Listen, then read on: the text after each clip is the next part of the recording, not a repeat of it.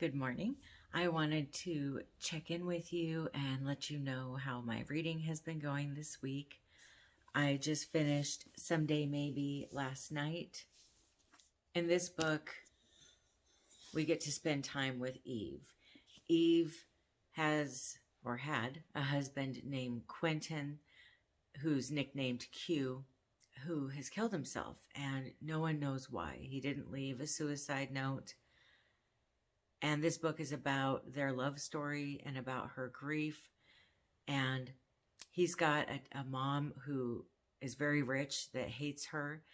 And she's got a very supporting, loving group of friends and family. I love the love that she has, the relationships that she has. It's really wonderful reading about the support that she gets and the connections that she has with people, also with her husband who has mysteriously committed suicide. She really goes through a lot of grief and regret and wondering if she might have done something wrong. Why didn't he ever talk to her about the feelings he was having? So it really makes her question a lot. I think this book is really good for anyone who's going through grief or struggling with losing someone. I think this book would be really good for anyone trying to understand someone who is grief-stricken as well. I wanted to read you a passage from this book just to give you an idea of the feel of it. When someone you love dies, you are supposed to turn to your best friend for comfort. When your best friend happens to be your husband, and his cause of death stains a pair of jeans your mother has almost certainly destroyed to stop you from screaming whenever you see them, you question whether you can trust any of the relationships you have left not to be ripped out from under you. I had a really hard time putting this book down. Also, Eve and her husband Q were in an interracial marriage, and I thought it was a good, honest take on what that's like. There was a twist in this book that I didn't see coming, and Eve made a decision, or maybe decided not to do something,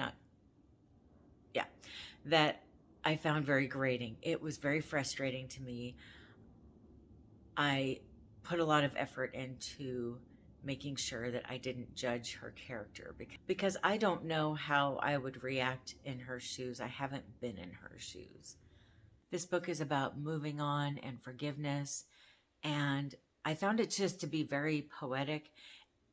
It feels like a tattoo on my soul. Like there's a part of this book that will always be with me. I feel like I learned a lot and I enjoyed the writing. The book meant a lot to me. I really enjoyed some of the characters in the book. I got attached to some of the characters. I had a hard time putting it down, and I really did enjoy it. I give it 5 stars, and I'm really excited that, I think I've mentioned this before, I'm excited that I've had so many 5-star reads the last few months. I just seem to be picking the right books, and maybe it's because I don't do TBRs and I don't plan what I'm reading next anymore. I'm able to really just enjoy books so much more. Maybe that's why my ratings have gone up.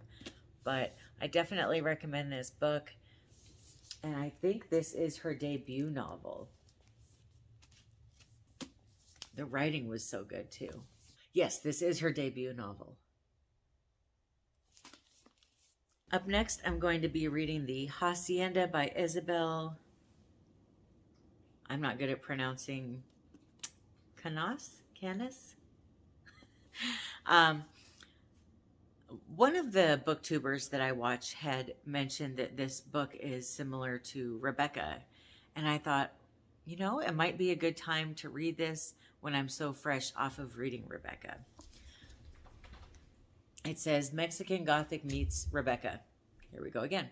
In this debut supernatural suspense novel, set in the aftermath of the Mexican War of Independence, about a remote house, a sinister haunting, and a woman pulled into their clutches.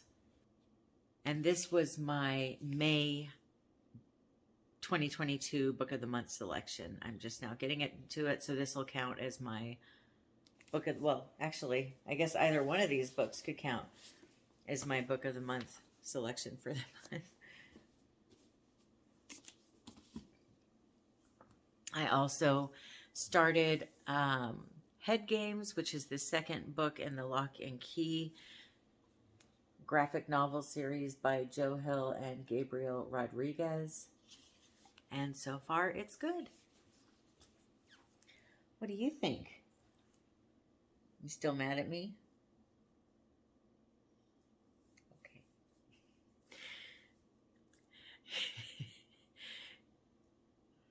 Olive is a little bit mad at me because I put some medicine in her ear, and so she still wants to cuddle, but while she looks the other way. I have some footage from Christmas and a little bit of footage of our anniversary. We celebrated that in December also, even though our anniversary is at the end of November. So I'm going to throw that in this video in case you're interested in watching all that. And then I will be back to give you some insight into what I think about the Hacienda. What do you think? Olive Ramona. Oh, come on, don't be mad at mommy. Oh, thank you. Thank you. You're not mad at me anymore?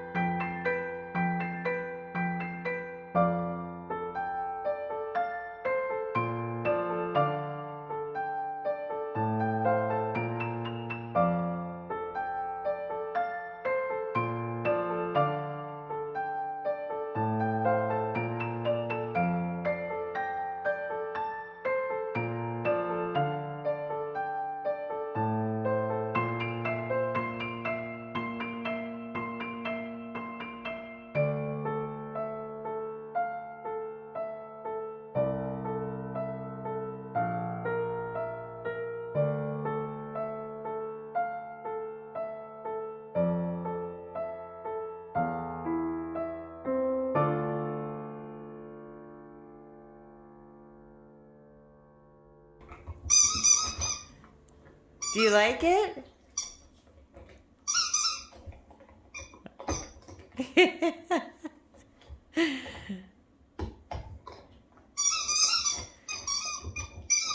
Hello, I am back. It's now Saturday afternoon.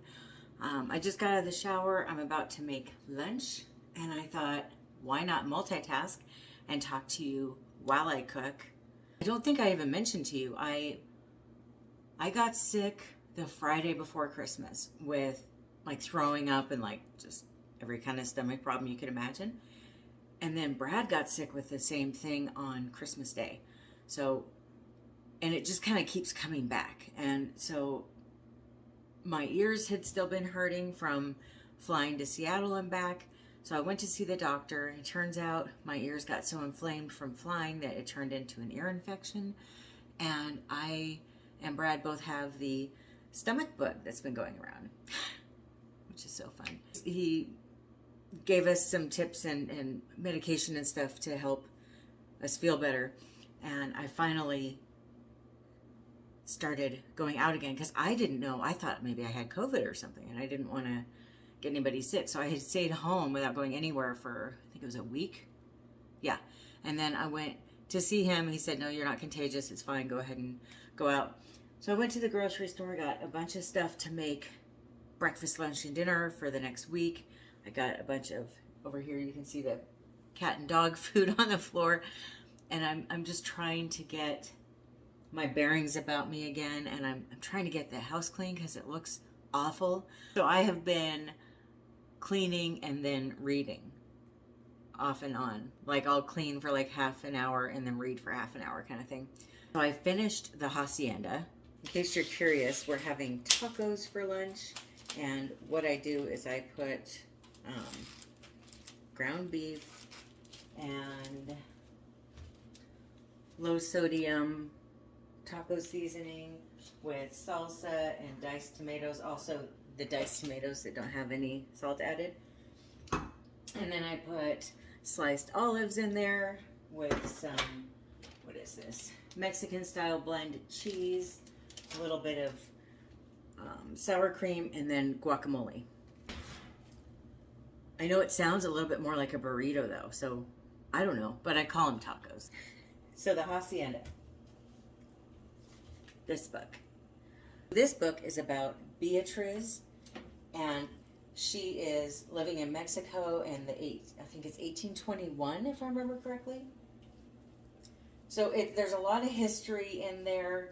I really respect the amount of research that the author did for that time in Mexico's history.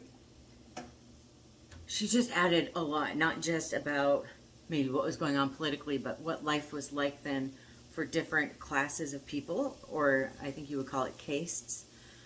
I thought it was just so good. So Beatriz marries this guy named Rodolfo, and he's a widower, and he owns this estate. Sounds like Rebecca, right? And the author even says in the author's note at the end that this was a nod to Rebecca and one of Shirley Jackson's books, which I haven't read Shirley Jackson yet. If you think I need to, let me know. So anyway, she marries this guy. He's a politician, you know, and I think he's good looking. Probably. That's how it always goes, right? So she marries him, and she doesn't really know what she's walking into. She just wants to get out of her situation. She doesn't have a lot of money. Her dad had been killed, and her mom are trying to survive, and she's thinking, okay, if I marry this rich politician, I'm going to have a really good life, and I can help my mom live a better life too. So they get married, and he tells her that she can stay with him in the city where he does his political work in like an apartment, or she can go stay at this estate. She decides she wants to stay at the estate. She could decorate it and have her mom come live with her. And I mean, it just sounds like such a nice honeymoon, right? She wants to rescue her mom from having to stay with family members she doesn't really want to be living with. So that's what she does. She marries him. They go out to this estate called San Isidro, and he has to go back to work, so he leaves her there. And boy, does it get dramatic from there. It's a horror novel, and it sure is too. It freaked me out, I gotta say. It was a lot. But I love books like this. Is there anything creepier than the thought of living in this old estate or mansion or whatever that's haunted by yourself? And he's got this sister that I hated. Her name is Juana. I'm just saying, she's not a nice person. She's very power happy, and she's willing to do anything to get and keep power. And you know how those people are. They're, well, the decay of our society. Not just now, but society for a long time. So this book is about love and hate and fear, relationships, survival, surviving after loss, after grief, after abuse, after trauma. And the house. Have you noticed? I don't think I'm alone. Obviously, well, the author said she feels this way too, and the author's note. This house has a personality of its own. It's got its own soul. And that's such a fascinating topic to think about. Is it the land that has its own soul? Is it a house? Or is it all fake and there's nothing to it? I don't know. I feel like there really is a soul to a home. And I know I used to live in a haunted house. It was when I was in my 20s, I had some roommates and we lived in a house that was haunted. And that was pretty creepy. Maybe this house is haunted too. I don't know. If it is, it's haunted by very happy Casper-like spirits, because this house feels like a breath of fresh air every day of my life. There's something very sunny and happy about this home. I love the personality of this home. But what if that wasn't the case? What if I felt scared of my house? Or what if I felt like my house was trying to attack me or hurt me or whatever? What if every time I was at home, I felt negative about life in the world? Right? I mean, it's very possible that that could happen to people. And so this book was a really good look at stuff like that. It was about living in an unfair and oftentimes cruel world in which one has no control of things that happen to them. Just trying to like survive through it, get through it. Really got me thinking about different eras, different things people go through, and how so many people think that they've really suffered, even if maybe to other people they haven't. I also really loved the personal growth that Beatriz had in this book. And there was another character that I thought had some personal growth as well, but I love personal growth in books. She became stronger. She overcame some things that were holding her back, I think, same as this other character. And I just thought the book was amazing. I couldn't put it down. It gave me insomnia. I kept wanting to read it when I should be sleeping. So I give it 5 stars. So good. All right, then I listened to the audiobook of In My Dreams I Hold a Knife. And I don't know how to tell you this, but I didn't like it. I DNF'd it at 33%. What I had heard about it going in was that it was a book about a girl who was murdered in college. A group of friends goes back for a reunion. Sounds kind of familiar, right?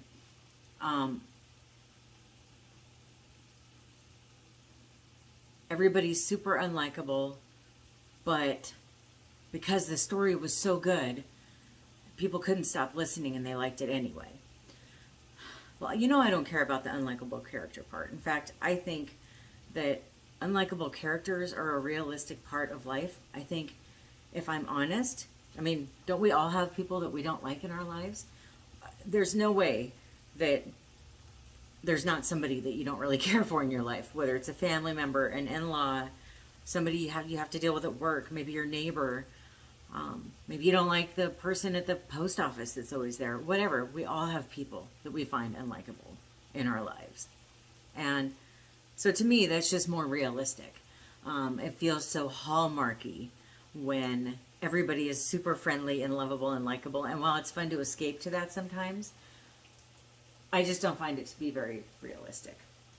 So I didn't care that these people were unlikable. I found it really melodramatic in like a soap opera kind of way. And I just didn't care who killed this girl. I didn't have any interest in her at all. Even if it was I didn't like her so much that I want to know who killed her kind of thing. It was like I just didn't care. I didn't care who did what. I didn't care about any of the characters. I didn't think the writing was very good.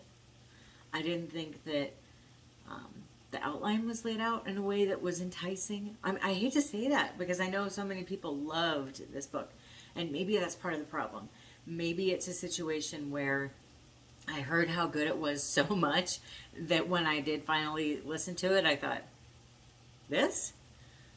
Maybe that's what it was. I'm not sure. Maybe the hype just oversold it for me, but I just didn't care for it. So, yeah, DNF'd it at 33%. I'm still working on this. I'm just going through a couple pages a day. I don't know if I'm going to finish it or not at this point. We'll see how I end up feeling. I think I'm just going to keep reading it a few pages a day for like 6 months or something. And then I'll get back to you on what I rated it. And then the second book in the Lock and Key series, I got, how far did I get? 40 pages in. And I decided that I needed to start watching this show on Netflix because I couldn't remember what happened in the first one. I read it, gosh, it was like 6 months ago or something. I don't remember what happened. So I'm watching it, waiting for a certain event that takes place in this book around page 40 to happen. And then when that happens, I'll stop watching the show and then get back to this graphic novel series. But I just love this series, if I'm honest. I just think it's very imaginative and fun and kind of sci-fi-ish. Hi, Zelda. I think it's really wonderful. I enjoy reading it. Also, my husband just finished the graphic novel of Constantine, the first volume, and he said he enjoyed it. He didn't like love it, but he thought it was worth reading. He really liked the graphics, and he's looking forward to reading the second one. So if you're interested in knowing more about that series, let me know. I'll keep you updated on what he thought. But I thought that was kind of fun that he read it and enjoyed it. He read it in one sitting, so couldn't have been that bad, right? As far as what I'm reading next, I had mentioned I wanted to start doing rereads each month if possible. And I am picking up a reread. And I'm so excited because I loved this book. I think I've read it 4 or 5 times. Back before BookTube was a thing for me, I used to reread books all the time, more than I read new books. And I just had a collection of books I really cherished, and those were the ones that I just kept rereading. So this is one of those books, and I read it so many times, but now it's been at least 5 years since I read it. Maybe more like 10. I don't think I've read it since I met Brad, so it has to have been 12 years since I read it. It's been a while, but I used to read it a lot. And that's While I Was Gone by Sue Miller. This book is about, okay, this is just off my memory, so I could totally slaughter what it's about. I think it's about a woman who's got empty nest syndrome after all of her kids are out of the house, and she's starting to grow old with her husband or go into her the golden years, like the Golden Girls, her golden years with her husband, and she's kind of questioning her relationship with him, and does she want to be alone with this guy for the rest of her life? And she's also questioning this epic event that happened to her when she was in her early 20s, where she was living in a house. I think she was in college. She was living in a house with a bunch of roommates, and somebody got killed in the house. And so she's going through her memories of that and what that meant and trying to deal with all that too. And I just remember loving this house, but also kind of like the Hacienda, I loved the house that she lived in, to the point where I drew out a floor plan of what I thought the house looks like in my mind. And to this day, if I ever were to build a house, it would have that floor plan. I mean, whoa, right? That's so I really loved this book. And it'll be interesting to see how I feel about it now. Is it still a 5-star read? We're going to find out. And then my next audiobook is They Never Learn by Lane Fargo. It's a feminist thriller about 2 women who give men what they deserve. What they deserve. So is it like Dexter, but 2 women or something? I'm wondering. I'm not sure. I will keep you updated about all of that in my next video. Now that the holidays are over, I will get back to doing my reading vlogs. And thank you so much for watching. I hope that you have a wonderful rest of your day or night. Let me know if you've read any of these or if you want to read any of these. Happy reading. Bye.